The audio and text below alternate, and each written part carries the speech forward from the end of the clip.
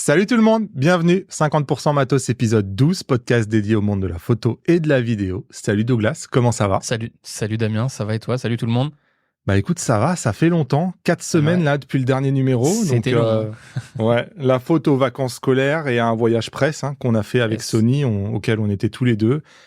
D'ailleurs, j'ai préparé un vlog pour vous raconter tout ça, on en parlera la semaine prochaine. Depuis, il y a une montagne d'annonces à couvrir. Alors j'ai mis de côté pour l'instant tout ce qui s'est passé au NAB qui a eu lieu la semaine dernière. On va traiter ça probablement dans un prochain épisode. Aujourd'hui, on va parler de DJI qui se lance dans de nouveaux domaines.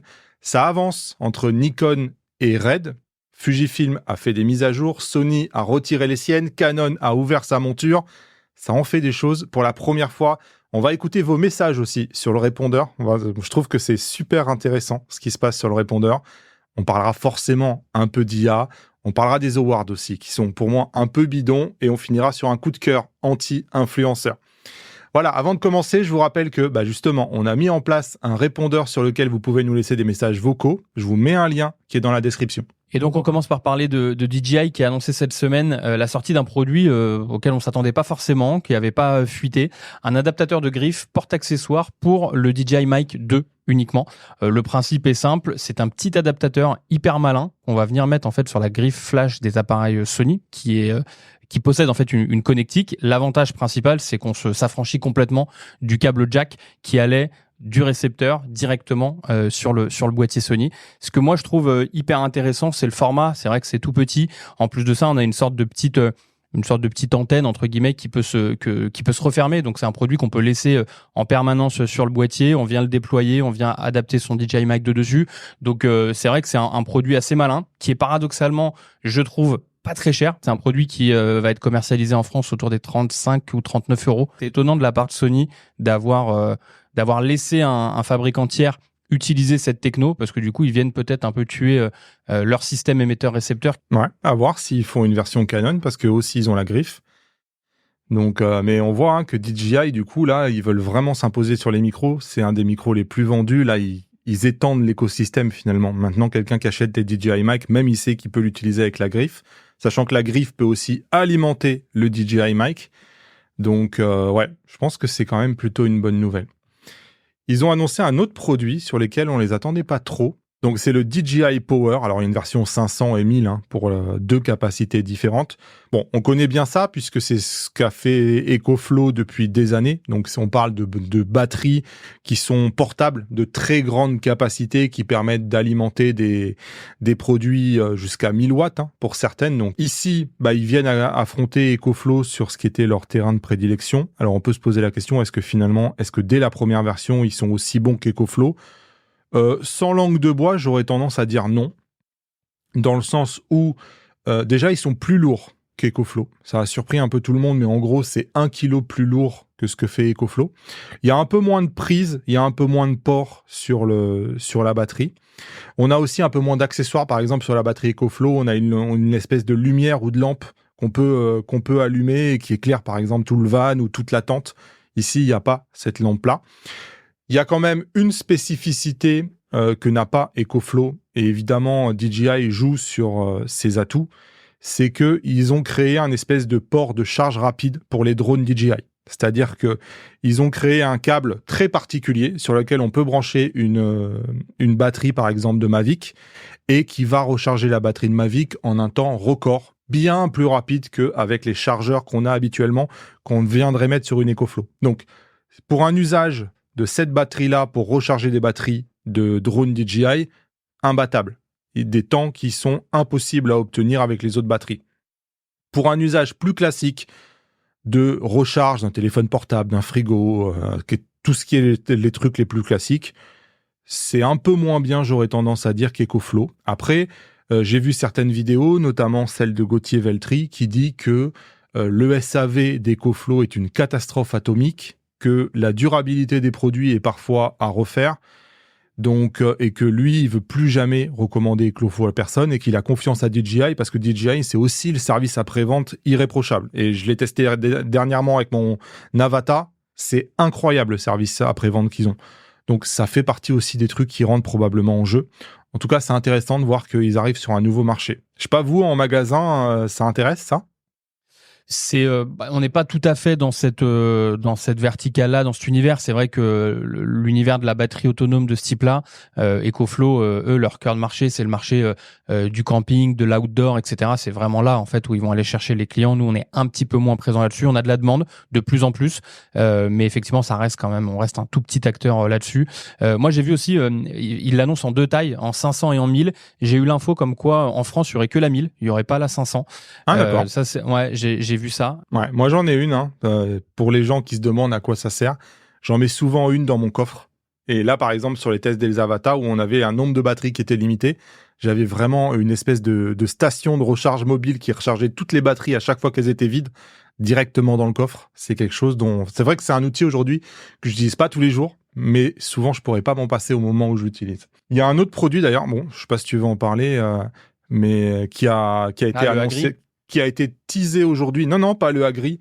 Un nouveau drone qui s'appelle Mini 4K, qui a été teasé aujourd'hui par DJI, qui est un drone qui apparemment va être vendu sur Amazon parce que c'est Amazon qui a teasé ce produit-là sur leur Amazon Store. Et DJI a dit que c'est un nouveau drone qui allait être annoncé prochainement. Donc visiblement, la date de l'annonce, c'est le 29 avril à 13h.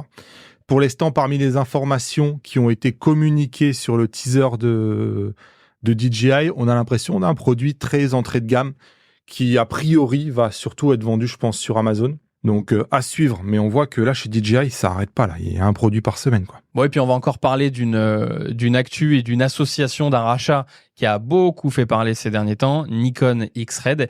Et pour la première fois, Nikon avoue avoir commencé à réfléchir à acquérir Red en raison du procès qui a été intenté par la société en 2022. C'est marrant parce que juste pour à la petite anecdote, le matin où je reçois la notification à laquelle personne s'attendait tôt le matin, comme quoi Nikon avait racheté Red, je partage la news dans le groupe de tout le staff IPLN et je marque comment gagner un procès tout simplement en rachetant celui qui t'a attaqué. Et du coup, c'est exactement un peu la nature de l'article. Il y a une citation qui est assez intéressante de Nikon sur leur stratégie au final par rapport à cette acquisition. Ils disent: grâce au procès, nous avons eu l'occasion de comprendre et d'en apprendre davantage sur Red lui-même et sur l'histoire de Red, et nous avons eu l'occasion de parler avec le fondateur. Nous avons également reconnu que le marché du cinéma numérique professionnel est énorme et couvre de nombreux domaines, et que depuis le lancement du Z8 et le Z9, Nikon constatait une croissance du marché dans le domaine des créateurs. Mais comme nous ne connaissions pas la base d'utilisateurs professionnels haut de gamme, nous avons pensé qu'il faudrait beaucoup plus de temps pour nous développer sur ce marché. Les poursuites nous ont permis de comprendre Red et nous réalisons que nous sommes réellement capables de nous entraider et de nous compléter. Ouais, et en fait, ça se termine par l'acquisition de Red a été finalisée le 12 avril, soit 1 an quasiment jour pour jour après que le procès ait été rejeté. Et à ce moment-là, en fait, ça a dû être le début des négociations pour l'achat, parce que ça a surpris tout le monde aussi, parce que généralement, quand on annonce qu'on a une intention d'acquérir, il y a généralement une phase qui dure parfois 1 an, 2 ans de négociation avant que ça se mette réellement en place. Et là, on a été surpris de voir là, cette semaine passer une annonce. Non, mais en fait, c'est fini déjà. C'est-à-dire que l'acquisition est maintenant complète. Red appartient à Nikon. Et une des premières décisions qui a été prise, c'est de... Alors moi, c'est comme ça que je le vois. Peut-être que je me trompe, mais c'est vrai que ça m'a étonné. Ils ont démis de ses fonctions le président actuel de Red, qui est devenu un rôle un peu plus accessoire de conseiller. Et c'est quelqu'un qui est aujourd'hui chez Nikon, qui est devenu PDG officiel de Red. Donc quelque part, on a quand même des changements beaucoup plus profonds probablement que ce qu'ils voulaient nous laisser croire, où on a aujourd'hui quelqu'un de Nikon qui est PDG de l'entreprise Red. Et parmi les petits trucs qu'on a vus depuis, c'est que, Nikon a rassuré sur le fait qu'ils allaient continuer à utiliser la monture RF. Ils vont quand même, ils disent, on a commencé à réfléchir aux objectifs Nikkor pour le cinéma. On étudie activement le développement d'objectifs très demandés sur le marché du cinéma. Donc Nikon dit bien, on est en train de réfléchir à développer une gamme pour le cinéma. Il n'y a pas de monture Z en Red pour l'instant. Ouais. Alors, est-ce qu'ils développent du RF ou est-ce que on ne sait pas. C'est vrai que c'est une situation quand même très étrange. Et ensuite, ils disent clairement qu'ils veulent que les technologies de Nikon aillent rapidement chez Red. Moi, je pense tout de suite à l'autofocus. La technologie autofocus de Nikon est 100 fois plus avancée que celle qu'a chez Red. À l'inverse, on a des technologies vidéo qui sont beaucoup plus avancées que celles qu'a Nikon. Donc là, ils parlent très clairement que les deux sociétés vont rentrer dans un processus d'échange d'informations et d'entraide qui doivent permettre aux deux produits de progresser. Par contre, ils sont assez clairs sur le fait que vous attendez pas à un produit rapidement. Ça va prendre du temps. Petapixel dit, généralement, quand on est au stade de faire des roadmaps, et c'est les mots employés par Nikon, on fait des roadmaps, on est plutôt sur un délai de 3 ans. Donc, on verra bien le délai qu'ils prennent. Pour ceux qui se posent la question, mais finalement, ils ont quoi de particulier Red ? Red, ils ont réussi à faire leur trou il y a déjà plus de 15 ans. En fait, c'est par un algorithme qu'ils ont appelé à l'époque le Red Code. Une des problématiques en vidéo, c'est d'arriver à faire du RAW. Le RAW, c'est normal en photo, mais en vidéo, c'est des volumes de données qui sont tellement énormes qu'on ne fait pas de RAW en vidéo. Au cinéma, on a quand même envie de tourner en RAW. Red est arrivé à s'imposer parce qu'ils ont une technologie qui permet de faire du RAW 16 bits avec un niveau de compression inégalé par rapport à toute la concurrence. Ils ont quelque chose où ils arrivent à allier une qualité incroyable avec un volume de données qui reste raisonnable. Donc, quand Nikon est arrivé en compressant du RAW, ils se sont pris un procès parce qu'ils se disent, mais quand même, ça ressemble beaucoup à ce qu'on fait nous. Et aujourd'hui, le RAW qu'a Red, c'est une richesse de gradation des couleurs et une flexibilité dans l'édition qui est assez inégalée sur le marché. Donc, Red s'est fait un nom grâce à cette technologie-là. Aujourd'hui, Nikon avait fait son N-RAW, qui est quand même assez récent, qui est arrivé avec le Z9. On peut clairement imaginer que la technologie RAW de chez Red va arriver sur tous les Nikon. Ça, on peut quasiment en être sûr, même si probablement ça va prendre plusieurs années. Voilà pour ce petit récap de ce qui se passe entre Red et Nikon. C'est rigolo, c'est intéressant en tout cas de voir à quel point tout ça, ça évolue. Ça évolue aussi chez Fuji, qui avait promis des mises à jour. Elles sont arrivées. Globalement, on va faire simple. La mise à jour la plus importante apportée par Fuji, c'est un tracking en vidéo. Aujourd'hui, tous les Fujifilm sont dépourvus de tracking en vidéo, donc on ne peut pas suivre un sujet. Maintenant, avec cette mise à jour-là, on a maintenant le tracking en vidéo. Vraiment beaucoup de gens m'ont dit « Mais Damien, pourquoi tu n'as pas fait de vidéo sur les mises à jour de Fujifilm ? C'est des grosses mises à jour. » La première raison, c'est parce que moi, Fujifilm n'est pas venu vers moi pour me proposer de collaborer, me donner les informations qui vont bien pour me permettre de faire ma vidéo. Donc, je l'ai découvert exactement comme tout le monde, cette mise à jour-là. Et ensuite, je manque tout simplement de temps, en fait. J'ai tellement d'engagement que je suis le premier à être surpris. Ah ouais, ça y est, c'est disponible. Et le planning, il est plein pour un mois à venir. Donc, voilà. À un moment donné, je peux pas tout faire. Mais oui, c'est une mise à jour majeure. Les résultats lors des tests sont pas bons. Je vous le dis tout de suite. Le tracking marche pas bien. Il a notamment probablement, on ne sait pas si c'est un bug ou si c'est quelque chose qui va rester, mais au moindre obstacle qui passe devant le tracking s'en va. On passe la main ici devant le visage, c'est la main qui prend le tracking. Ça, c'est un énorme problème. Donc, à voir s'il le règle.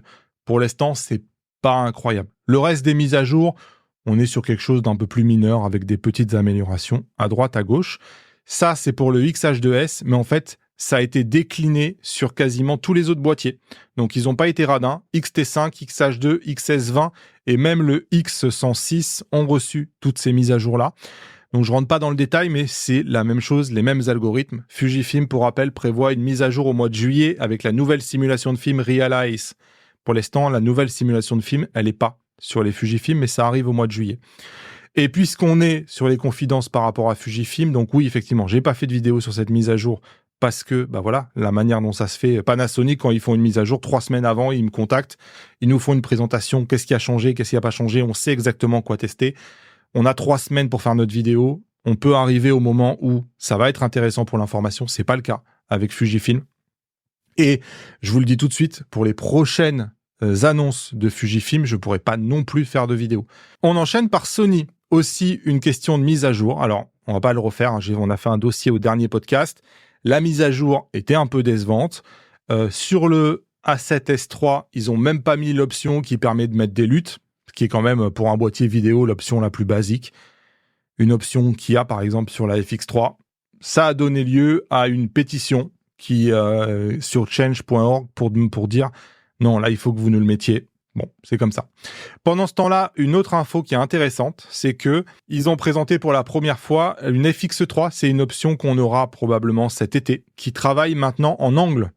Donc ça, c'est quelque chose qui était très très demandé, notamment par les gens qui sont habitués chez Pana. Bah ça y est, maintenant on aura la possibilité d'aller directement dans les menus et dans Shutter Mode, on aura le choix entre Speed ou Angle. Donc ça y est, on va avoir les angles chez Sony, en tout cas sur la FX3. Sur la 7S3, à mon avis, ce boîtier, Sony l'a complètement abandonné. Je serais très étonné, je sais pas toi, qu'il fasse un A7S4. Je pense qu'aujourd'hui, ça n'a plus de sens. Non, ça a plus de sens. Soit ils feront une FX3 Mark II, soit ils feront un produit intermédiaire entre les deux. Mais effectivement, de toute façon, on le voit bien dans les ventes, la 7S3, il tire vraiment la langue et c'est un euphémisme de le dire depuis la FX3. Ouais, là, je pense que la 7S3, c'était un boîtier vidéo avec une ergonomie photo. Maintenant qu'ils ont un boîtier vidéo avec une ergonomie vidéo, je vois pas. Non, mais c'est clair. Il leur faut probablement une petite option pour mettre un viseur sur la FX3, peut-être sur la griffe. Ça, c'est le genre de truc qu'ils savent faire chez Sony. Mais je vois pas l'intérêt d'un A7S4, ouais, clairement. Bon, autre nouvelle, celle-là, elle était attendue. Canon ouvre enfin sa monture à des fabricants tiers avec une annonce qui est tombée, pareil, pas de rumeur, le secret était parfaitement gardé au petit matin. Communiqué de Sigma, communiqué de Tamron. Donc Sigma qui communique sur le développement d'optiques en monture RF, pour l'instant uniquement sur la gamme DCDN, donc toutes les optiques APS-C. Et Tamron qui communique sur une optique, le 11-20, qui développe en RF. Donc enfin, ça y est, on y est. C'est pas total comme on aurait pu l'espérer avec les portes ouvertes de partout et toutes les optiques plein format. C'est un premier jet, mais c'est déjà extrêmement positif et certainement que le reste arrivera. Ouais, donc cette ouverture-là, elle a amené forcément à différentes interprétations. Donc qu'est-ce que finalement ça change que Canon s'ouvre aux marques tierces sur la PSC? Alors là, j'ai pris la vidéo de Matt Granger parce que lui, il a eu une interprétation qui est un peu négative, dans le sens où lui dit aujourd'hui, les gens qui achètent de la PSC chez Canon, c'est des gens qui sont équipés d'un boîtier plein format et qui donc ont finalement un combo plein format et boîtier APS-C et qui utilisent des optiques plein format avec le capteur de recadrage, avec un boîtier ou avec un autre pour avoir le meilleur des deux mondes. Et donc, à partir du moment où on estime que un boîtier APS-C chez Canon, c'est un boîtier B, on n'a pas besoin d'optique APS-C dédiée qui ferait que de l'APS-C. Donc ça, c'est une vision que lui a et qu'on peut partager ou non dans les commentaires. Ça a fait beaucoup parler. Moi, ma vision, c'est de dire, jusqu'à maintenant, c'était comme ça. Mais j'ai tendance souvent à dire que Fujifilm a un peu c'est le seul à faire de l'APS-C sérieusement et à avoir une offre vraiment crédible sur l'APS-C. Maintenant, on peut se poser la question si un acheteur qui rentre dans le magasin, qui veut un boîtier pas trop cher avec des optiques pas trop chères, Canon a un Canon R10, Canon a un Canon R7, c'est des excellents boîtiers sur lesquels il y a vraiment très peu de concurrence sur le marché. Mais aujourd'hui, on disait, mais il n'y a pas d'optique. Là, demain, on aura 6 optiques de Sigma qui couvrent quasiment tous les besoins possibles. On peut imaginer que Sigma va débarquer avec un 100-400 un jour ou l'autre. Moi, je trouve que ça rend crédible l'offre APS-C de chez Canon comme utilisation à part entière, sans full frame. Je sais pas ce que tu en penses. Concurrence directe Fuji. Je suis complètement d'accord avec ce que tu dis. C'est-à-dire que il y a les deux façons de le voir. Il y a l'APS-C, c'est un appareil B pour bénéficier du crop pour de l'animalier, et ça, je suis d'accord avec lui. Mais lui, il ne réduit l'APS-C qu'à ça, et c'est là où moi, je suis moins d'accord. Donc, moi, je trouve que c'est hyper intelligent, et il y a vraiment encore, pour moi, un marché de l'APS-C peut-être un peu plus grand public ou primo-accédant, on va dire, d'un appareil digne de ce nom. Ouais, pour moi, ça en fait un vrai concurrent à Fujifilm qui doit se méfier parce que ils sortent un peu moins d'objectifs dernièrement chez Fujifilm. Et là, maintenant, avec un Canon qui finalement aura les mêmes objectifs que de Tamron et Sigma en monture Fuji ou en monture Canon, avec les boîtiers dont dispose actuellement Canon, c'est un sacré atout. Et pour ceux qui se demandent, mais pourquoi Damien il dit ça pour Sony? Moi, tant que Sony mettra pas un viseur digne de ce nom et un joystick digne de ce nom sur un boîtier APS-C, je pourrais pas Allez, on enchaîne. Cette fois-ci, c'est Atomos qui a annoncé un Ninja Phone. Alors, je vous fais simple. En gros, c'est on utilise le smartphone pour enregistrer et monitorer son flux vidéo. Donc, en fait, on utilise son smartphone à la place d'utiliser un Ninja 5 ou un Shinobi. Ils l'ont fait de manière assez intelligente, en 2 parties. Donc, on a une partie derrière sur laquelle on met une batterie classique. Évidemment, ça va prendre un HDMI en entrée. On est branché via un câble en USB-C. Et ensuite, on a une seconde partie qu'eux ont appelée la case. C'est-à-dire que c'est vrai que la galère des smartphones, c'est que ça change de taille en permanence et que il faudrait pas que lorsqu'il y ait le prochain iPhone, il faille tout changer. Donc, on pourra leur recommander une nouvelle case pour s'adapter au prochain smartphone sans avoir besoin de tout changer. Le hic, j'ai envie de dire, c'est que c'est réservé à la 1080p. Moi, c'est vrai que c'est quelque chose qui m'a un peu déçu. On est sur du 1080p, 60 fps maximum. Alors, on fait de la ProRes, ProRes HQ, 422, LT, Proxy. On fait du H265. Il est même capable de faire un double flux, un flux en ProRes et un flux en Proxy. Mais ça reste du 1080p maximum. Donc, à voir si ça trouve son public avec du 1080p. 400 €. Après, il y a des fonctions comme le caméra to cloud qui sont hyper intéressantes de pouvoir envoyer directement sur le cloud les rushs. Bon, voilà pour ces nouveautés matos. Petite pause. J'aime bien faire ça entre plein d'actualités. Je voulais juste vous montrer cette scène qui a été capturée pour National Geographic où on voit des manchots empereurs qui sautent d'un iceberg. Alors, habituellement, lorsqu'ils font leur premier bain, c'est de quelques pieds finalement, c'est pas très haut. Là, ils sautent d'un iceberg qui fait 20 ou 25 mètres de haut. Et en fait, il a réussi à capturer ce moment-là où on voit tous les empereurs qui marchent les uns derrière les autres et on les voit, ils s'agglutinent devant la falaise et on se dit, maintenant, il faut sauter. Et on voit qu'ils ont tous peur et que vraiment, celui qui se retrouve en galère devant là, il est en train de s'attacher avec son bec et on voit tous les autres qui plongent et en gros, on les voit, ils ont toutes les têtes qui regardent en bas et ils se disent mais on peut pas plonger là, c'est beaucoup trop haut. Qu'est-ce qu'on fout là, ouais. Donc on voit que il a différentes vues et on arrive au moment où le premier saute. On sait pas trop si c'est fait exprès, mais c'est là où on voit que c'est rigolo. Une fois que le premier a sauté, qu'il voit qu'en bas, il est en train de nager, on s'aperçoit qu'ils vont tous se mettre à sauter en ayant moins peur.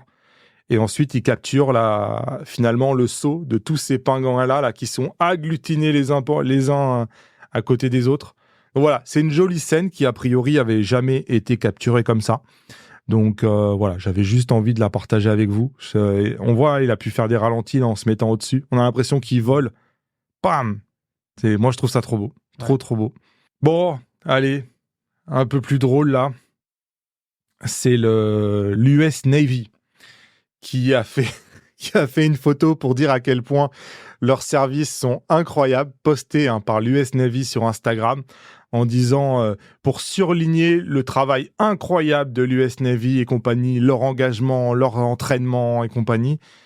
Et le problème, c'est que là, en fait, la lunette qui est au-dessus, elle est montée à l'envers. Donc là, ils regardent dans absolument rien. Et apparemment, ceux qui ont vraiment détaillé l'image nous montrent que apparemment la gâchette de sécurité est encore activée, la position du coude est pas bonne, la manière de... Enfin, il y avait rien qui va en fait. En gros, ils ont pris un acteur qui visiblement, il connaissait absolument rien. Et ils ont posté une photo qui était ni fait ni à faire, qui évidemment a été moqué, comme vous pouvez l'imaginer, sur les réseaux sociaux, parce que, voilà, c'est l'arroseur arrosé, là, c'est pas bon. Ils voulaient faire la pub de leur service. En fait, la question, c'est quel intérêt de prendre un acteur pour un truc pareil, en fait, Ouais, je sais pas. Mais c'est vrai que ça a mal tourné, parce qu'il y a des gens qui l'ont vu, quoi. Forcément.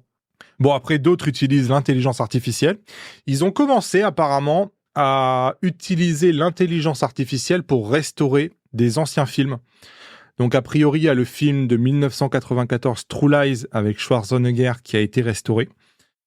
Certains grincent un peu des dents. Alors, la technologie employée, a priori, c'est pas l'intelligence artificielle basique dont nous, on dispose.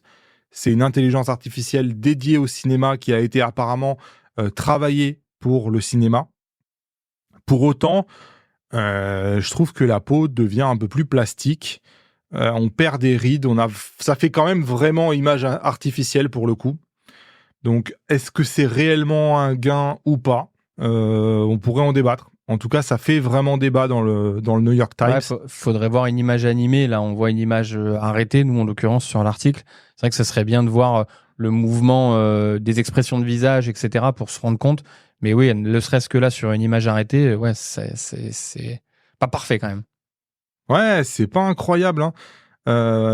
Les journalistes disaient ça a juste l'air bizarre. D'une manière que c'est difficile même à décrire. Et en fait, c'est exactement ça. Franchement, est-ce que c'est bien nécessaire? Je sais pas. Ouais, je sais pas. Mais bon, je me suis dit que j'allais vous en parler. Bon, dans le dernier épisode, je vous parlais de Marquis Brownlee. On parlait du droit aussi de critiquer les marques. Et dans le dernier épisode, on parlait qu'il avait coulé une marque. Enfin, on l'accusait d'avoir coulé une marque de voiture électrique, même si c'est pas tout à fait aussi simple que ça. Eh ben, il a remis ça, en fait. Il a remis ça dans une vidéo qu'il a titrée, je crois, « Le pire produit que j'ai jamais testé pour l'instant ». Et dans cette vidéo, alors, vous l'avez peut-être vu passer, hein, c'est une nouvelle entreprise qui en gros considère que l'intelligence artificielle doit être à notre disposition à tout moment et que probablement, en fait, on va la porter sur nous dans le futur. Et en fait, c'est quelque chose qui vient se greffer sur nos vêtements, donc aimanté, et en fait, auquel on pourrait faire appel à n'importe quel moment de la journée. Et il y a un espèce d'écran qui est capable de projeter sur votre main, si vous avez besoin de communiquer avec elle. Il y a un truc c'est vraiment bien fait, hein, par moment. On est capable même de scroller sur sa propre main et l'intelligence arrive à comprendre. Donc voilà. Mais le fait est que c'est pas parfait, c'est beaucoup trop lent notamment. Ça marche pas bien, clairement. Et c'est ce qu'il dit, Marquis Brownlee. Il dit en fait, ça a aucune valeur ajoutée par rapport à un smartphone. Et le smartphone est beaucoup plus rapide que ce truc-là. Mais en fait, le fait qu'il fasse cette review ultra critique a déclenché énormément de critiques envers Marquis Brownlee parce que les gens lui disent qu'en gros, il a une responsabilité dans ses vidéos de pas être trop dur vis-à-vis des entreprises qui ensuite pourraient être mis en péril et qui pourraient finalement détruire complètement une entreprise qui est en train de naître avec un nouveau produit par une de ses vidéos en étant aussi tranché et en disant à quel point, là par exemple, la conclusion c'est il est mauvais dans à peu près tout ce qu'il entreprend à tous les moments où on l'utilise. Et forcément, cette controverse-là a amené deux clans, avec un clan qui dit MKBHD a mené une entreprise à la banqueroute en 41 secondes, une légère critique d'un grand YouTuber, sans parler du fait de qualifier le produit d'horreur, suffit à faire faillite. Les créateurs sont bien plus puissants en 2024 que vous ne le pensez. Cette vidéo sera la pierre tombale du produit. C'est en plus le timing qui est pas bon et voilà, on voit exactement ça veut tout dire en fait. C'est exactement ça, c'est-à-dire que il y a eu un sujet et un débat il y a pas très longtemps pour la marque de voitures électriques Fisker qui a fait déjà réagir. Là, il remet une couche en faisant la même chose. Enfin, moi, je suis le premier défenseur de la liberté d'expression et de dire réellement ce qu'on pense en toute objectivité. Et là, je me dis, c'est quoi l'intérêt, quoi?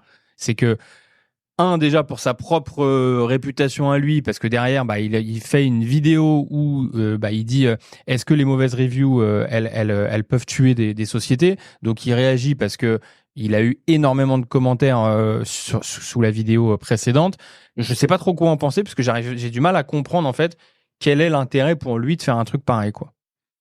Ouais. Alors lui se défend en disant que c'est pas ses critiques, c'est pas ses vidéos qui tuent les entreprises, c'est des mauvais produits qui tuent les entreprises et que lui, il se contente de dire c'est un mauvais produit et que c'est pas sa faute si c'est un mauvais produit. Donc lui, il se défend comme ça.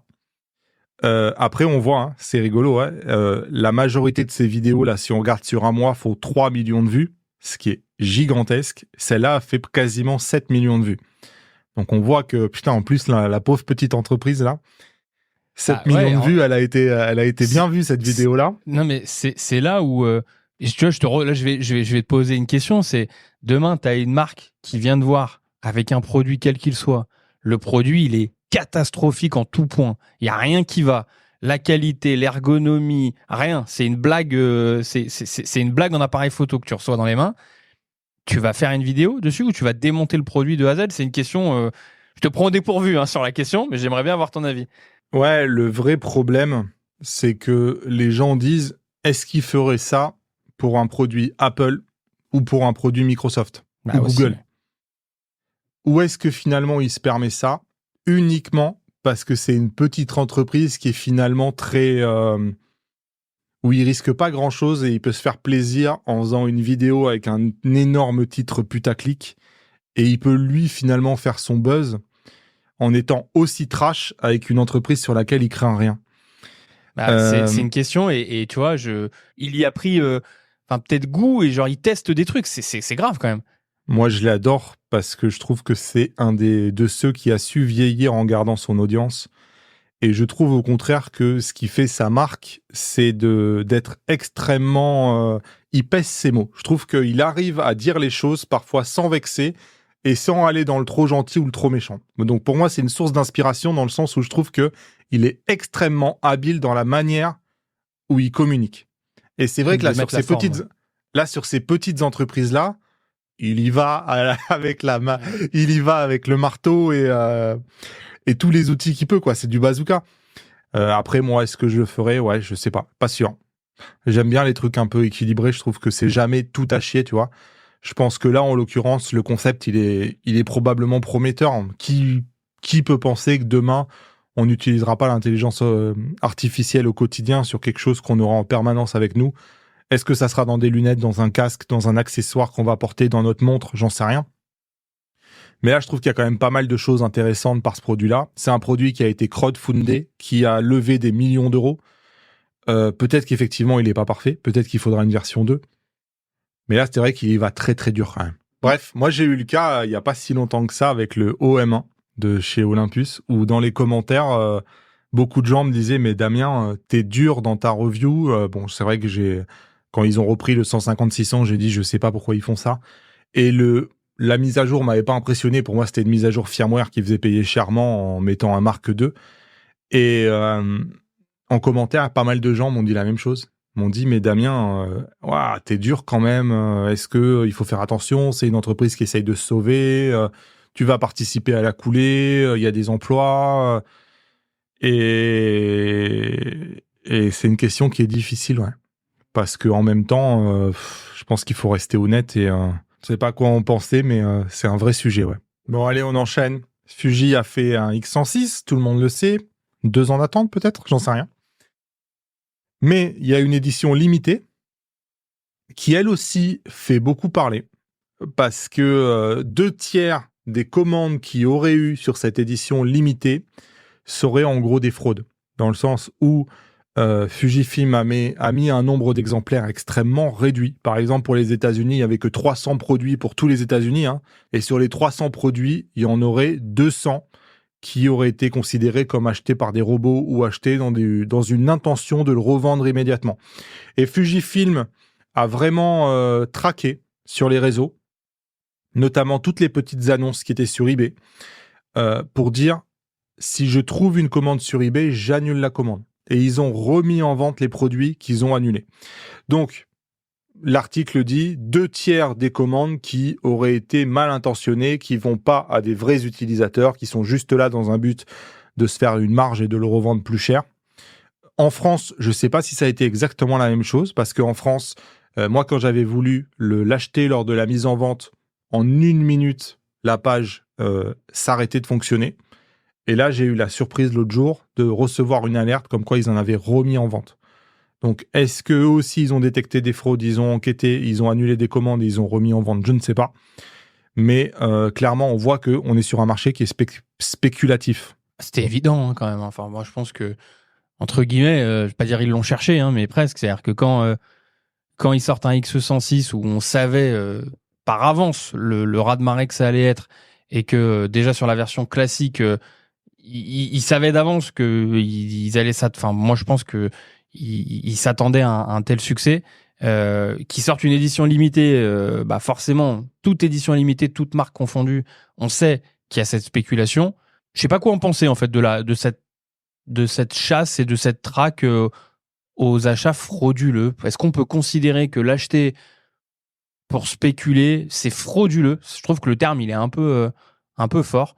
Que ce soit pas top parce que il y a des gens qui attendent vraiment le produit et que à côté de ça, il y a des gens qui mettent en place des robots pour être sur les listes d'attente, etc.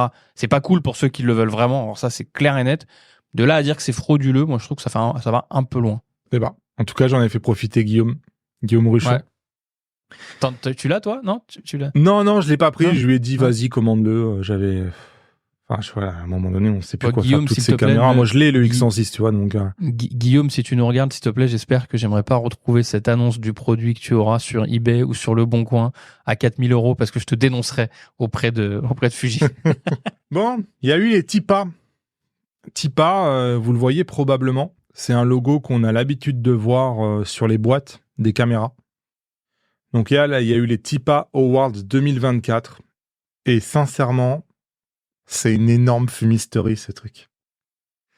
Moi, tous les ans, ça me fait rigoler parce que, en gros, ils inventent des titres pour que toutes les caméras du marché reçoivent son titre. Et c'est un truc qui est sponsorisé par tous les constructeurs, finalement, qui ont besoin de logos et de petites étiquettes à coller sur les cartons des boîtes. Donc, les titres de cette année, on a eu le Panasonic G9 II qui a reçu le titre de meilleur boîtier micro 4/3 professionnel. On a le Fujifilm X106 qui est devenu le meilleur appareil photo compact. On a le Canon R100 qui pourtant a gagné quand même le prix du pire boîtier de l'année Pétapixel l'année dernière. Hein. Mais c'est le meilleur boîtier APS-C d'entrée de gamme. Ça tombe bien, c'était le seul modèle à concourir dans cette catégorie. Donc, il a son petit TIPA. Canon va pouvoir mettre l'autocollant sur la boîte. On a le Sony A6700 qui est devenu meilleur boîtier APS-C expert. On a l'A9 III qui, lui, est le meilleur hybride professionnel. Alors lui, c'est un peu con parce que l'A9 III et le Z8, ils sont dans la même catégorie. Mais c'est pas grave, ils ont inventé deux prix. Donc le A9 III, c'est le meilleur hybride professionnel. Et le Nikon Z8, c'est le meilleur boîtier plein format professionnel. Il y en a un, c'est le meilleur hybride, et l'autre, c'est le meilleur boîtier plein format. Comme ça, tout le monde est content. Ils ont les étiquettes. Et ça tombe bien, l'année dernière, c'était le Nikon Z9 qui avait eu cette étiquette-là. Donc, évidemment, ils ont une autre étiquette pour le Nikon ZF. Lui, c'est le meilleur boîtier plein format expert. Il y a les experts et les professionnels. Voilà. Il y a aussi le GFX, il y a aussi le Leica M11P qui est lui meilleur boîtier premium. Donc on a le professionnel, l'expert, le premium. Voilà. On a le Polaroid qui est l'appareil instantané le plus innovant. Donc en fait, c'est assez simple. Vous proposez un produit. C'est open bar. Vous proposez un produit, ils vont vous créer l'étiquette qui va bien pour que vous soyez le meilleur quelque chose. Meilleure caméra vidéo professionnelle, une RED. Et côté objectif, là, c'est à peu près la même fumisterie. Hein. Voilà, là, les objectifs, on a les portraits professionnels, les portraits experts, les zooms à longue portée, à moyenne portée. Enfin, voilà.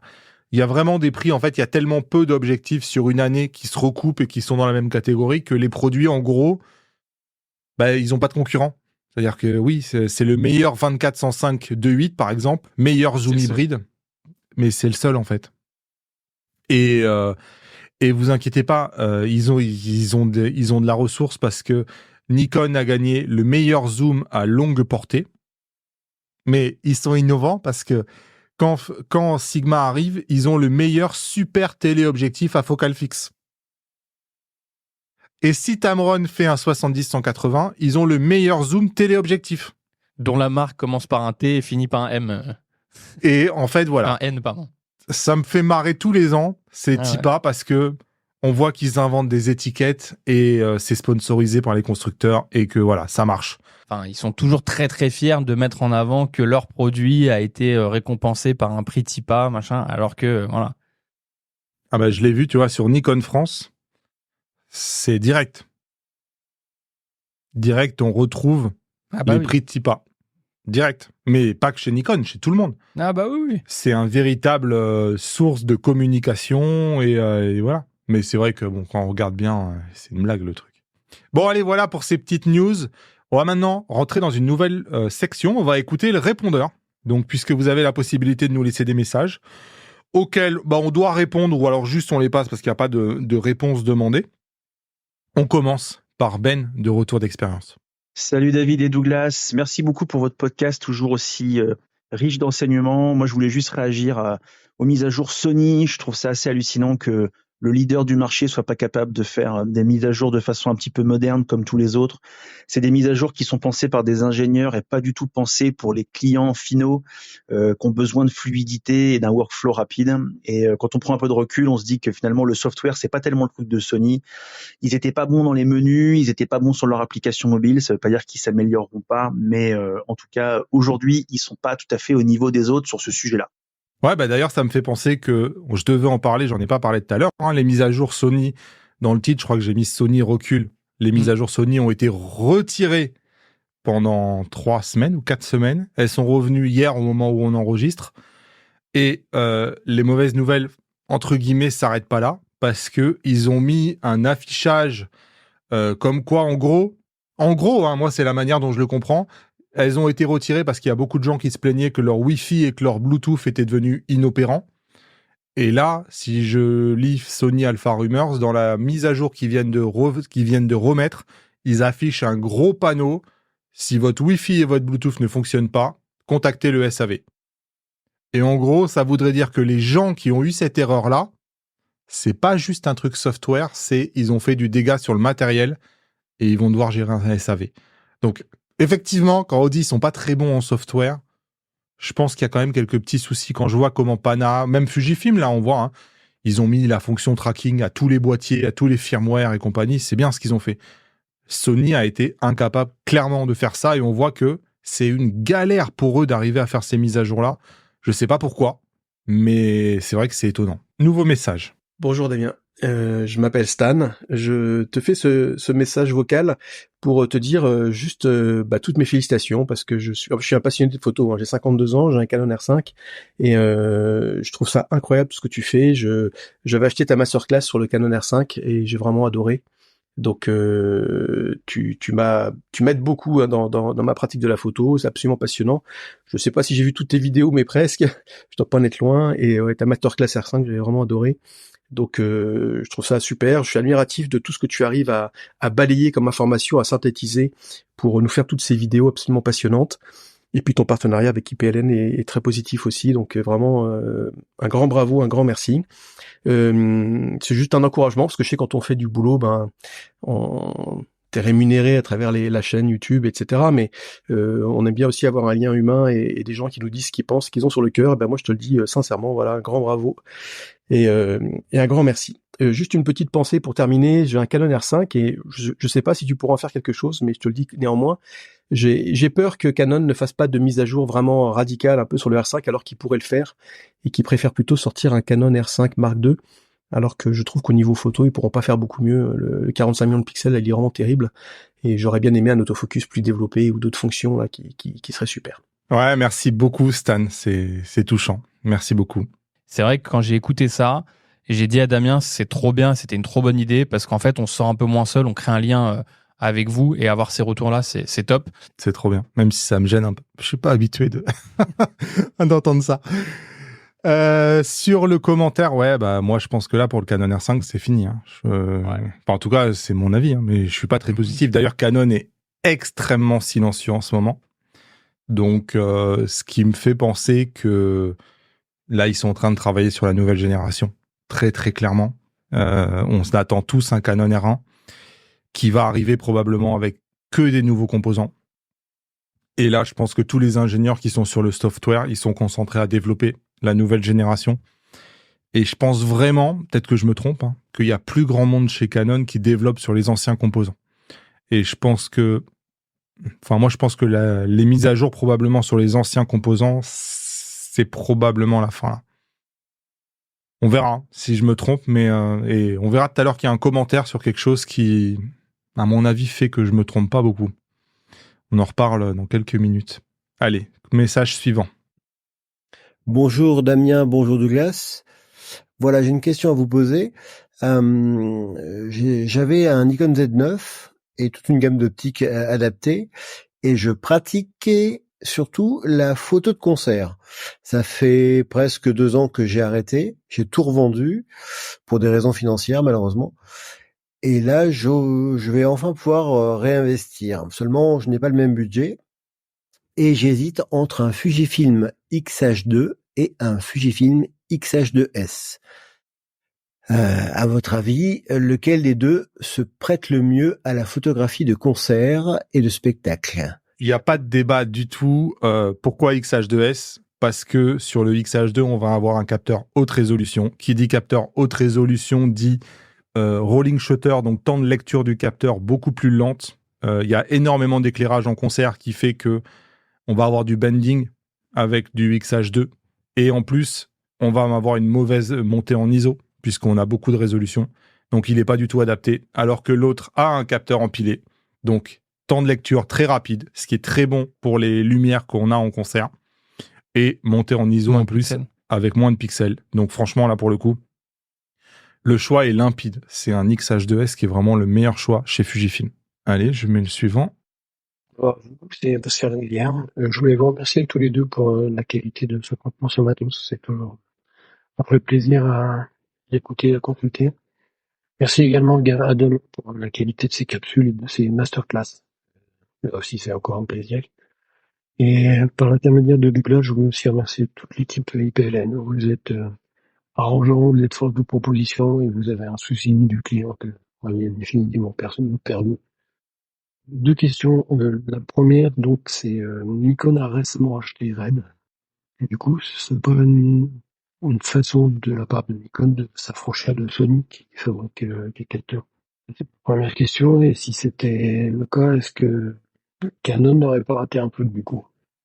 Eh ben merci Pascal, merci pour tous ces mots, pour tous ces encouragements. Voilà, comme on le disait tout à l'heure, il y a rien de plus gratifiant que d'avoir ce genre de retour. Et donc pour répondre à ta première question, est-ce que l'acquisition de Red n'est peut-être pas un moyen de Nikon de se détacher un peu de Sony? Bah forcément, ils veulent prendre leur indépendance et moins être tributaires de ce que Sony va vouloir leur vendre comme technologie de capteur ou pas. Donc c'est hyper pertinent comme question et moi ma réponse c'est que je pense que oui, il y a une grosse partie de ça. Ouais. Ah bah ouais, clairement, parce que on sait pas qui fabrique les capteurs de RED, mais si on part de l'hypothèse que c'est pas Sony qui fabrique les capteurs de RED, ça donne pourquoi pas la possibilité à Nikon d'aller faire ses capteurs ailleurs que chez Sony. Ça peut être malin et ça peut permettre à Nikon de se détacher un peu plus de Sony. Ça a du sens, sincèrement. Ah ouais. On verra dans 2 ou 3 ans, mais enfin moi ça a vraiment du sens. L'acquisition de Red, enfin c'est extrêmement intelligent. Enfin j'aime bien moi tous les côtés stratégiques, un peu entrepreneurial, etc. Mais je trouve ça d'une intelligence dingue. Et quand tu dis est-ce que Canon n'a pas loupé un truc, bon à la différence c'est que Canon fabrique ses capteurs, ce qui est pas le cas de Nikon. Ouais. Mais peut-être qu'ils ont effectivement loupé un truc parce qu'il y avait quand même des synergies Canon Red par l'intermédiaire de la monture où là bah voilà il y a Nikon qui arrive qui leur passe devant peut-être. Ouais, moi je suis pas à voir parce qu'effectivement Canon c'est une autre histoire. Ils fabriquent leurs propres capteurs, ils ont leur propre gamme cinéma qui est déjà très très bien implantée et c'est eux qui fournissent les objectifs à Red. Ouais, mais là tu vois du coup en laissant ils ont laissé le champ libre clairement à un tiers, bah en fait là ils prennent il y a un risque que demain bah ils vendent plus d'optiques Canon dédiées pour l'utilisation de ces caméras là parce que il y a quelqu'un d'autre qui est venu. Ça renforce un concurrent, Nikon dans sa gamme Z va devenir encore plus fort. Et Red probablement va se nourrir de ce que propose Nikon, donc clairement c'est un double concurrent qui se renforce. Et après ça a dû leur coûter cher Nikon quand même. Ouais, c'est sûr. Mais stratégiquement, quand tu achètes une boîte, c'est soit parce que tu vas chercher un marché que t'as pas, soit souvent parfois, soit parfois très souvent, c'est fait pour barrer la route à un potentiel futur concurrent et juste pour ça. Et là, c'est vrai que Canon, ils sont pas allés sur ce terrain-là. Allez, dernier message sur le répondeur. J'ai pas pu évidemment prendre tout le monde. Hein. Il y en avait au moins le double ou le triple de messages auxquels d'ailleurs je vous ai répondu de manière privée. Parce que c'est génial. Moi, dans ma petite interface, j'ai la possibilité de vous faire un message vocal pour vous répondre directement. Donc, je l'ai fait. D'où l'intérêt de laisser votre email quand vous mettez un message.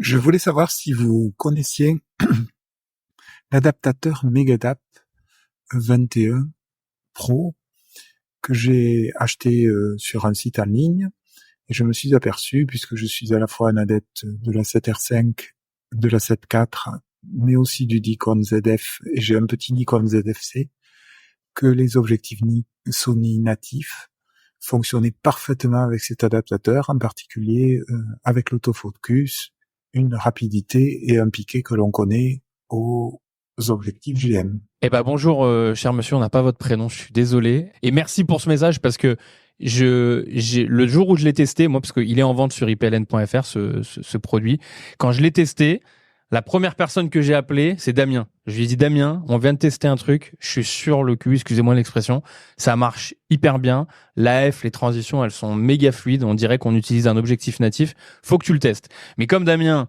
il a rien à faire et qu'il n'est pas occupé et qu'il a aucun produit à tester en ce moment, pour l'instant, il l'a pas fait. Mais en tout cas, je suis complètement d'accord avec vous. Le produit, il est bluffant. Et en plus, il est tout petit. Elle est hyper fine, la bague. Damien, c'est la balle est dans ton camp. Si tu veux faire un test ou une vidéo dessus, ça vaut le coup. Ah ouais, ça vaut 299 €, effectivement. C'est autorisé, ça? C'est légal? Pour l'instant, en tout cas, il n'y a pas de problème. Parce que là, ouais, c'est incroyable. Je suis étonné que ça soit autorisé parce que finalement, ouais, c'est pas autorisé, ça, jamais de la vie. C'est un truc chinois qui je vois pas comment c'est possible en fait. Ça voudrait dire que Nikon a laissé sa licence comme ça, qu'ils vendent chèrement à Tamron et Sigma arrive pas à sortir des objectifs. C'est impossible que ça soit légal ce truc. En tout cas, nous on peut l'acheter, on peut le vendre. Il se vend un peu partout. Enfin, ouais, parce que là, clairement, en tout cas. je trouve que le produit il est bluffant. C'est vrai que moi je le connaissais pas là avec le message, je le découvre. Il est bluffant. Non, tu le découvres pas, je t'en avais parlé. Hein. Ouais. Oui, non, mais je l'avais jamais vu, tu vois. Je voyais pas à quoi ça ressemblait. J'imaginais un peu comme une grosse bague Canon. Mais là, c'est juste un remplacement de monture, en fait. Ah ouais, c'est incroyable. Dès que je m'ennuie, je regarde. Donc, allez, j'ai pris 2 commentaires. Le premier pour rebondir à ce qu'on disait tout à l'heure. Une info, Damien. Vous pensez quoi de cette news ? Canon vient d'annoncer qu'ils résilient le service de traitement d'image qu'ils avaient créé, image.canon. C'est un traitement qui, de mémoire, avait été lancé avec les Canon R5 et les Canon R6 à l'époque, où on pouvait traiter du fichier RAW directement dans le cloud. Et à partir du mois de septembre, ce service s'arrête. Et moi, c'est vraiment quelque chose où je me dis qu'il y a une nouvelle génération de tout un tas de produits qui arrivent.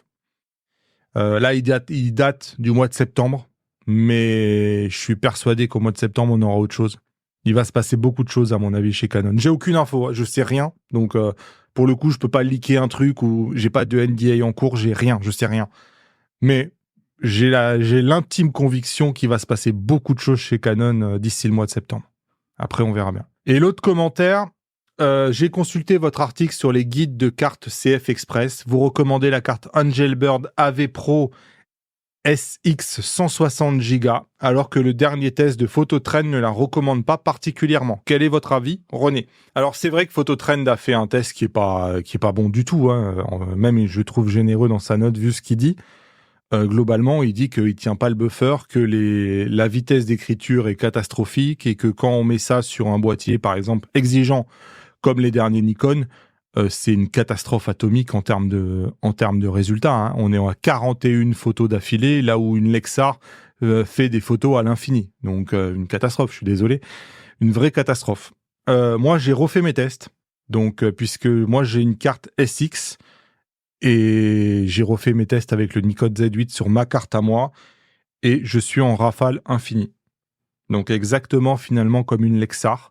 Et je me suis mis dans les configurations que lui disait là. Donc en RAW, efficacité élevée plus JPEG et en RAW, compression sans perte plus JPEG. Donc probablement qu'ils ont testé une carte qui était défaillante. C'est ma conviction. Je crois savoir, puisque on était avec Damien à l'événement Sony, donc Damien c'est le fondateur de Phototrend, qu'ils sont en communication avec Angelbird pour essayer de comprendre et vérifier les tests. Donc ça rentre finalement dans ce qu'on disait tout à l'heure par rapport à Marquis Brownlee, où est-ce qu'il faut publier quand les tests sont négatifs ? Peut-être bien que oui. Là, je trouve bien aussi de dire, voilà, les tests sont pas bons, mais je les publie quand même. Après, je crois savoir qu'ils vont vérifier pour être sûr de dire quelque chose qui est valable pour la moyenne des cartes Angelbird qu'on trouve et pas juste pour une carte qui est défaillante. En tout cas, moi je confirme.